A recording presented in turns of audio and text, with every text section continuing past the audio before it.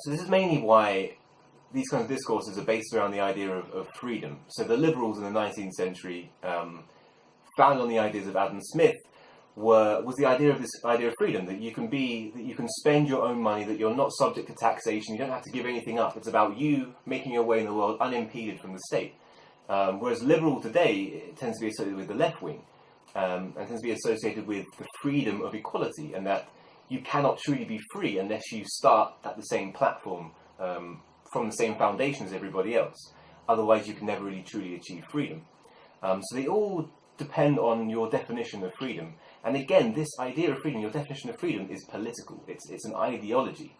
And so when you talk about the free market, you're not really thinking about the evidence behind the free market. You're thinking about, I want to be free. I don't want to be impeded from anybody else. That's my belief. That's the way that I think I should live my life. But there's not actually any real evidence to suggest that this is the best way of doing economics, of coming up with an economic policy. So the bottom line is that economists can do much, much better to highlight the doubt that's inherent within their field. It's inherent within all the theories they propound, and such. So one good example of this is Daniel Kahneman, who Paul talked about before, and he's talked a lot about confidence in politics. You know, society rewards overconfidence. We want our leaders to be overconfident. I mean, if they told us the truth about the uncertainty, we would discard them in favor of other leaders who sort of give an impression that they know what they're doing. We want overconfidence. We support it, we sustain it, and there is an awful lot of it. I mean, most of what we read in the paper is overconfidence. Sometimes it's catastrophic. Just about every war that you see, I think that's a general rule, there are optimists among the generals, and there are optimists on both sides. And that is true for a lot of litigation as well. So a lot of conflict is fed by overconfidence. One very interesting thing that Kahneman talks about as well is the idea that humans are much more averse to risk than they are favourable to reward. So he talks about how we have this obsession with risk, that we're very, very risk averse. I'll let him explain himself. So one familiar, you can call it bias, but is what we call loss aversion. People put a lot more weight on negative events than on positive events, on losses than on gains. So that's one principle. That, you know, if people are to gamble money on the toss of a coin, and they stand to lose $100, they will demand more than $200 to accept the gamble, which is in some ways ridiculously risk averse. So this is one thing that's really missing from especially neoclassical economics, which is the economics that dominates most university lecture rooms at the moment.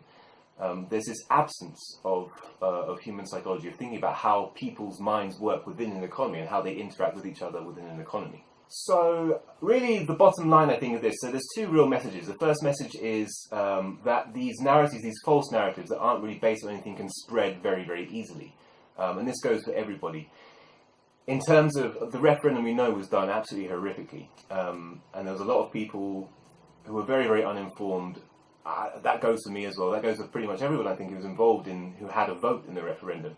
There are people who are experts if they read one article about something. But very, very often, these are based on their own ideologies. They're based on their own political ideologies. The way that they think the world should be tends to inform the types of economic policies that they might subscribe to. And this is a huge, huge problem. And it goes not just for economics, it goes for absolutely everything on the internet that you see. Another part of this is that it's not just us, it's not just the normal humans who are walking around, the citizens of the world who are walking around, the non-experts. The experts are susceptible to it too. It's important to know that economics is not a hard science, it's a social science. It studies society, it studies how societies interact, how people interact with each other within society. And that being said, there's a lot to be said for a degree of doubt that needs to be pronounced when discussing these different types of policies.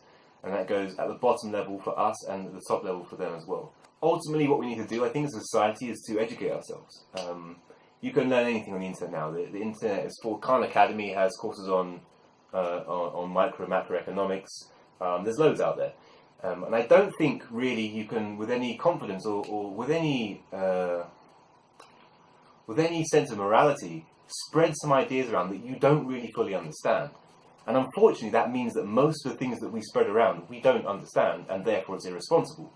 But I think that there should be a voice in everyone's minds constantly talking about, do I really know what I'm talking about here? Is there another theory that I've heard about? Is there a possibility that I could be wrong? And to fact check yourself beforehand. It's a big ask to do that, and I don't expect that to happen anytime soon. But I hope at the very least that that voice will become slightly louder as you go to click the share button in the future.